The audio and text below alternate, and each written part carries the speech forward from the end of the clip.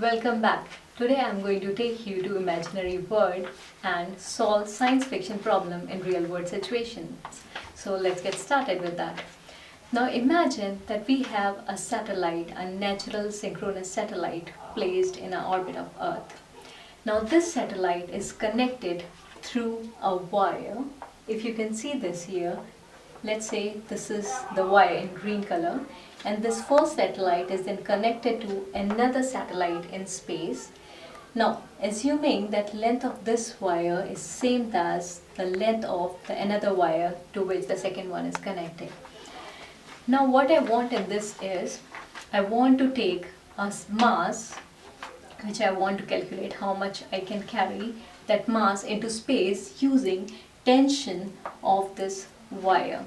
So without any extra force, I just want to make a simple object of some mass travel from Earth towards satellite into outer space.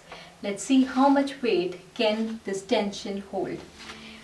Let's say to start with, the radius of or the length of this wire is 78,000 kilometers, and since this is synchronous orbit of the satellite, it is moving at, let's say, some angular velocity omega, which is same as the angular velocity of Earth's rotation. And the satellite is again at a distance of r1 from the first satellite.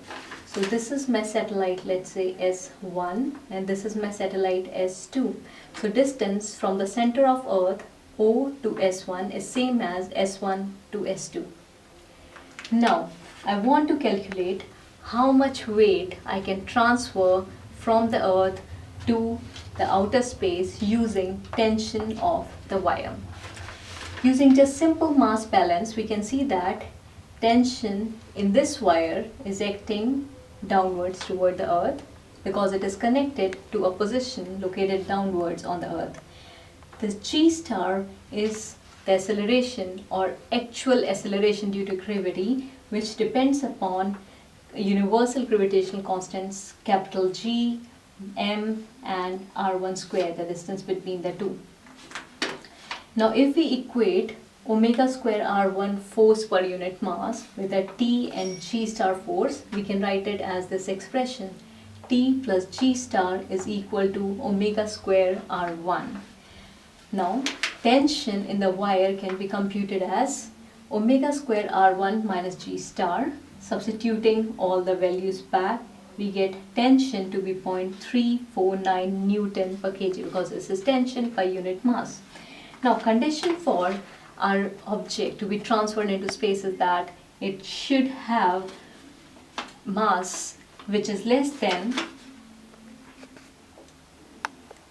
the mass of satellite, and the ratio of the lifted mass, which I have written with m lift, into G, which is the total force that this mass is exerting on the wire, should be less than the tension of the wire and mass of the satellite, so that this force which is carrying it outside, pulling the object outside, should be more than, let's say this is Fs, is greater than Fl, force due to the lifted object. So we want Fl to be less than Fs.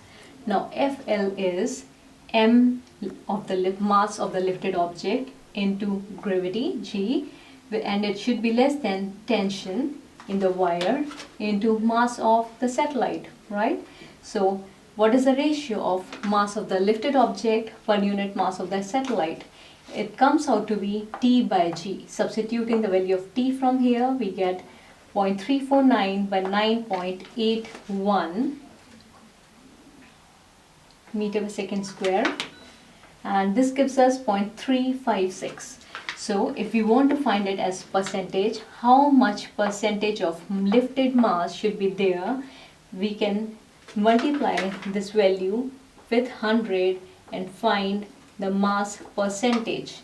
So mass of the lifted object should be less than the mass of the satellite, or it should be a fraction of 3.5%. Thank you very much, and I hope you enjoyed the video. See you later. Bye.